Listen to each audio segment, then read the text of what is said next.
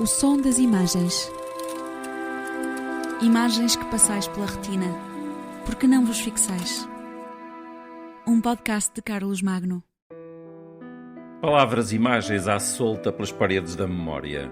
Sempre se escreveu nas paredes, a escrita rupestre aí está para o provar, as pinturas da época mais ainda, mas há hoje, no muro da faixa de Gaza, uma pintura que diz tudo. Ctrl, Alt, Delete. Como quem diz, apaguem este muro, recomecem o processo, que aliás é bíblico, porque já vem do fundo dos tempos, no conflito ali naquela zona do Médio Oriente, mas a expressão Ctrl, Alt, Delete, que aparece no muro da faixa de Gaza, prova um dos paradoxos da modernidade.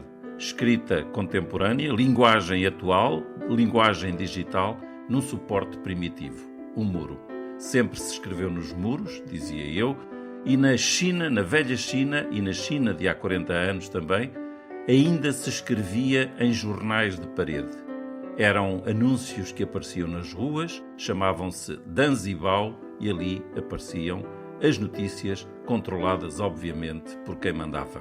Por isso, hoje, se me permitem, em vez de fazer uma leitura pelos jornais de todo o mundo, vou recordar o que foram os principais slogans na altura do 25 de Abril, contar a revolução através de algumas palavras de ordem e de frases que apareceram por aí escritas nas paredes.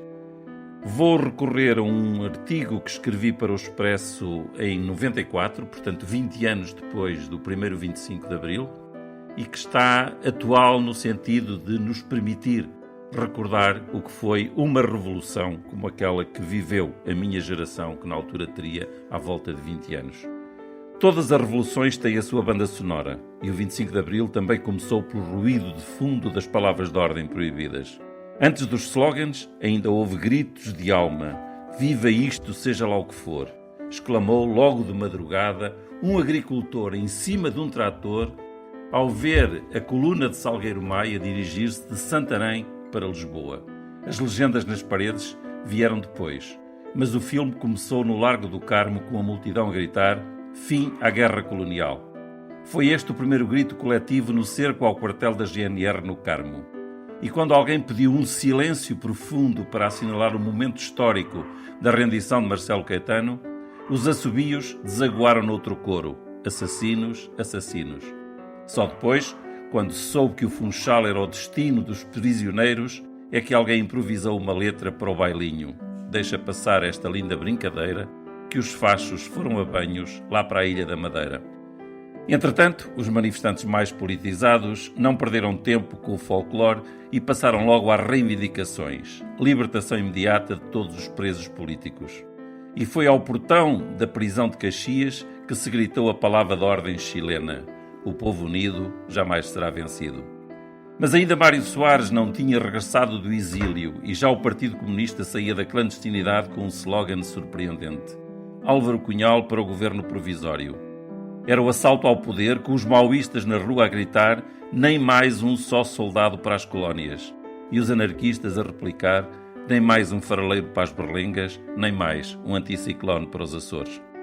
A partir daí valeu tudo, desde a justa luta do bicho da fruta até ao legítimo argumento dos padeiros a reivindicar o fim do trabalho noturno. Queremos dormir com as nossas mulheres, diziam os padeiros. Os Ardinas vendiam jornais com o pregão Lisboa, capital, República Popular. E a luta política entrou num ritmo alucinante. Viva o próximo governo que este já tomou posse, dizia-se. As paredes eram poucas para tanta ironia. Abaixo a reação, viva o motor a hélice. Tanta ideologia, abaixo a foice e o martelo, viva o Black & Decker. E tanta vontade de trocar tudo. Viva o Magalhães Pasta, ministro sem mota. Abria-se o coração às forças da natureza. A chuva é do povo, abaixo os telhados. E defendiam-se os direitos dos animais. Abaixo os ovos estrelados, os pintainhos têm direito a nascer. Havia, porém, alguma sensatez política. Todo o apoio a tudo o que for provisório, dizia-se. E preservavam-se alguns direitos aristocráticos, como, por exemplo, um português suave só fuma definitivos. Mas o chamado processo revolucionário em curso acelerava a sua marcha. Deixemo-nos de barreirinhas, vamos ao salto em altura. Barreirinhas era o nome de Álvaro Cunhal. E nem os mortos escapavam à invasão da propriedade. Mortos da vala comum, ocupem os jazigos de família, já. E à radicalização da reforma agrária, a terra a quem a trabalha, mortos fora do cemitério. A luta de classes não poupava pessoas nem instituições, que o digam as paredes do colégio moderno. Abaixo o ensino para os filhos da burguesia. E o nome do proprietário foi impiedosamente cortado a meio para legendar umas bochechas que se esvaziavam como um balão. Só Ares. Era o tempo em que se media a força dos partidos pelo tamanho dos comícios. As palavras de ordem tinham o toque das rimas quadradas no cantar ao desafio. Assim se vê a força do PC e a resposta na rua. Quanto mais a luta aquece, mais se vê a força do PS. Além da pergunta, onde está o PPD que não se vê? Muito mais tarde, o PPD veio confirmar a célebre profecia. Hoje somos muitos e amanhã seremos bilhões. Mas, na altura, não falou quem lhes perguntasse. Então, vocês não conhecem a pílula? Tinha-se passado quase um ano de reviravoltas. O Partido Socialista insistia que era um partido marxista. Dizia-se que a social-democracia só interessa à burguesia. E cruzava-se o filósofo alemão com o ciclista francês, ou belga, para inventar o intelectual a quem pudesse ser atribuída esta frase. A revolução é como uma bicicleta. Se para, cai. Assinava por baixo Eddy Marx. A produção teórica crescia e data dessa altura um dos mais célebres slogans do PREC. O socialismo está em construção. Visita o andar modelo. Paralelamente, apareceram outros anúncios, todos ao comício do Partido Popular Monárquico. E alguém insinuava na mesma parede, o rei vai nu, para no dia seguinte escrever em letra gótica, e a rainha é quase virgem, sublinhado quase. Era a campanha eleitoral que começava com estas palavras soltas. Não há eleições, Dom Sebastião volta para a semana.